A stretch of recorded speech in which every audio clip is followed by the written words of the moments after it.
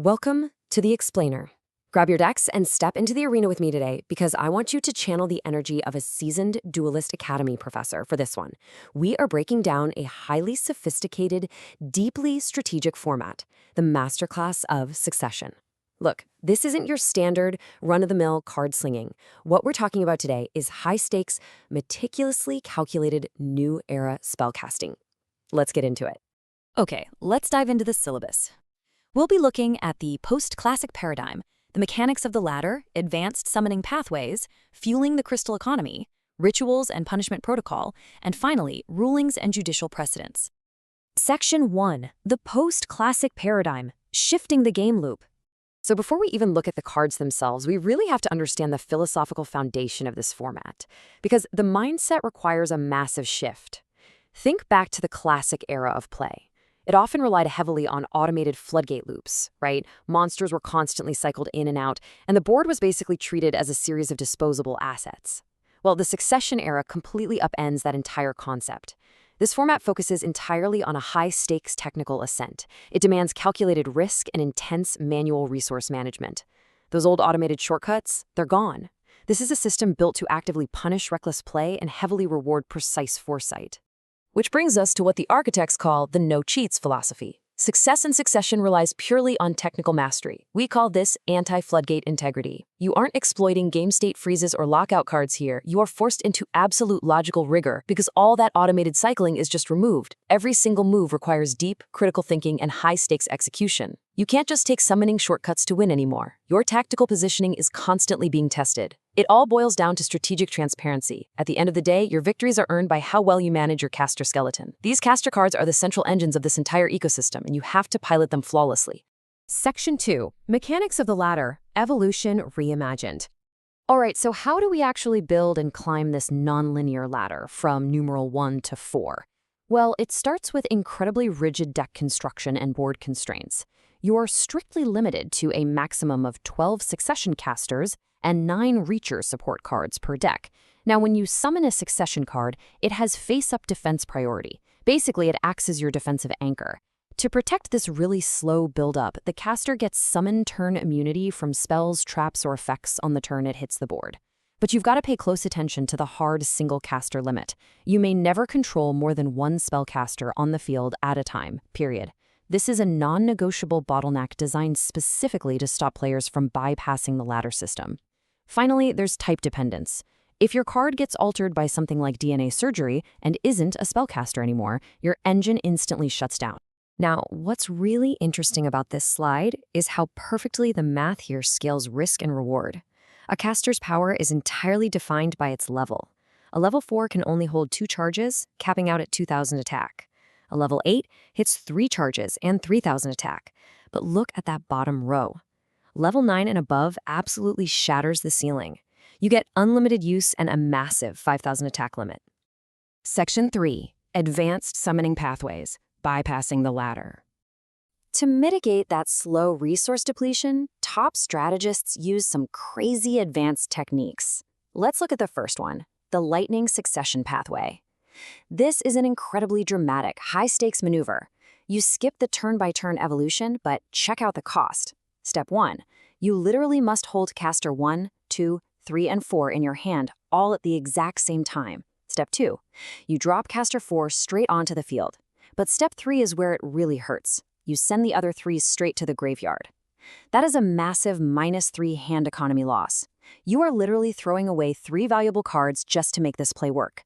Now, to offset this devastating resource burn, if you manage to pull it off, your caster gets a static 1,000 defense bonus. It is the very definition of immense risk for immediate board presence.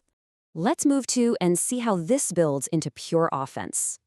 The standard casters are defensive anchors, right? But if you have a caster 4 on the field and connect it with an amulet card, you trigger the right of the Spectral Caster. This manifests the Spectral Caster 5. And guys, this is a real game changer. It's a spirit entity that has actually ascended the physical realm, and unlike its predecessors, it is capable of declaring attacks directly. Just like that, you've transitioned from a defensive wall to a deeply lethal offensive threat. Section 4, Fueling the Crystal Economy, Managing High-Stakes Energy. Getting that Spectral Caster out is cool, but it's really only half the battle. To actually attack, you need fuel. This brings us to the exact mathematical economy required to strike.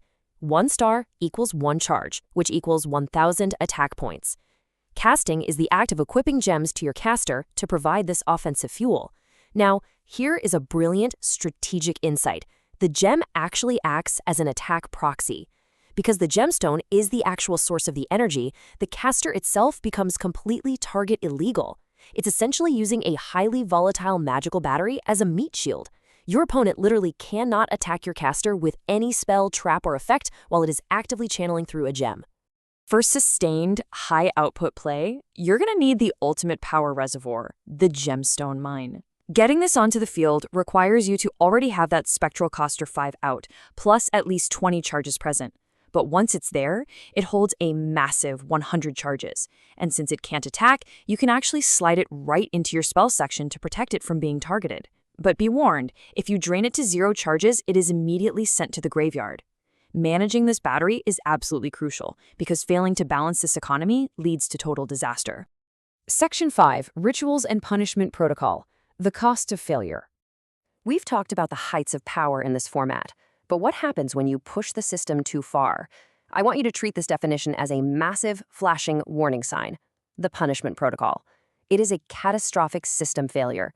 It triggers automatically if you do one of two things: if you overcharge an attack beyond your caster's maximum limit, or if you breach the strict level cap rule by trying to ritual summon a monster with a level higher than your acting caster catalyst. If you break that format logic, the consequences are, honestly, they're horrific. Let's say you have a level 4 caster, which has a hard 2,000 attack limit. If you try to equip it with 3 charges to hit 3,000 attack, you trigger the protocol immediately. First, life point collapse. You instantly lose 50% of your current life points. Second, board clearance. Your caster and all attached gemstones are completely destroyed. And the final nail in the coffin, resource banishment. Your entire hand is banished. Your recovery potential is permanently ended right then and there. The system simply does not tolerate greed. Section 6, Rulings and Judicial Precedents, Legacy Integration. With mechanics this dense and punishing, the architects really had to ground these rules in established judicial precedents, just to ensure competitive stability.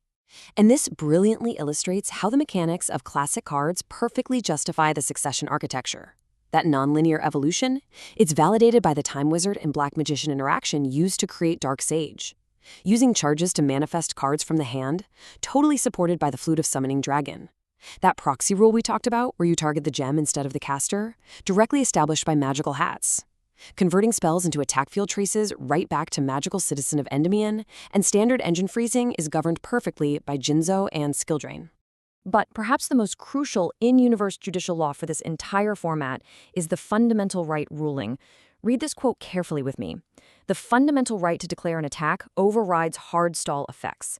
This means legacy cards like Swords of Revealing Light cannot be used to break the core flow of your tactical ascent. The game cannot be artificially halted. If you put in the work and build the energy, you have the fundamental right to strike. So the crucial point here is understanding the highly polarized nature of this archetype. The strategic advantages are immense. You get no tribute high-level play, static immunities on the turn of summon, overlay protection, and that absolutely massive uncapped 5,000 attack scaling. But the systemic vulnerabilities, they are severe. Without gems, your casters have 0 base attack. You are completely locked into only summoning engine monsters. You are entirely dependent on staying a spellcaster, and your deck is strictly bound by those 12 and 9 skeletal limits. Because the system relies entirely on manual resource management rather than automated loops, a really unique metagame has emerged around this. Players call it the art of the taunt. In a logic-heavy format where every single charge spent is a testament to calculated dominance, utilizing fun-spirited psychological play to pressure your opponent's decision-making is a highly recognized skill. You literally want them to doubt their math. You want them to get greedy and risk triggering the punishment protocol. Which leaves us with the ultimate test of the masterclass. Look at the board. Calculate your charges. Measure out your hand economy. Will you master the absolute precision of this evolution, or will the punishment protocol claim your life points and banish your hand to the void? The choice, and the math, is yours. Thanks for joining the Explainer today. I'll see you in the next one.